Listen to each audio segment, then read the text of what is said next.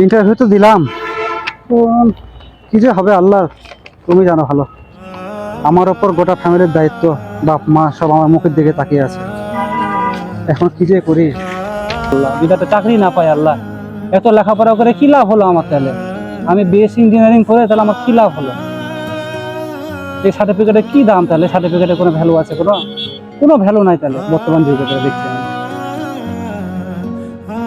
ভাই, কোনো সমস্যা নাকি আপনার? না ভাই, কোনো সমস্যা নেই। ভাই বলেন, আমাকে শেয়ার করতে পারেন ভাই। না ভাই, ভাই আমাকে বলতে পারেন, মনটা হালকা হবে আপনার। না ভাই, আপনি খারাপ না।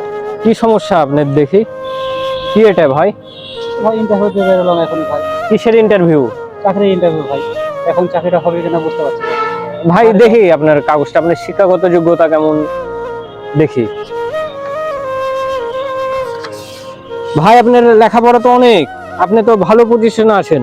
লেখাপড়া দেখে ভাই চাকরি দিলাম ভাই, অনেক এর আগেও তো অনেক ইন্টারভিউ দিয়েছি, কিন্তু সবাই খেলা আশ্বাস দেয় ভাই, কেউ কোনো মানে কথা রাখে না। হবে ভাই। চিন্তায় আছি ভাই, বাড়িতে অসুস্থ বাবা মা ভাই। ভাই আপনার তো অনেক শিক্ষাগত যোগ্যতা, ভাই আপনি দেখতে সুন্দরও ভালো, আপনার চেহারাও ভালো, লেখাপড়ার যোগ্যতা অনেক, আপনি চাকরি হবে না কেন? চাকরি দেওয়ার মালিক তো আল্লাহ। চলেন দেখি আপনার জন্য কিছু করতে পারি কিনা।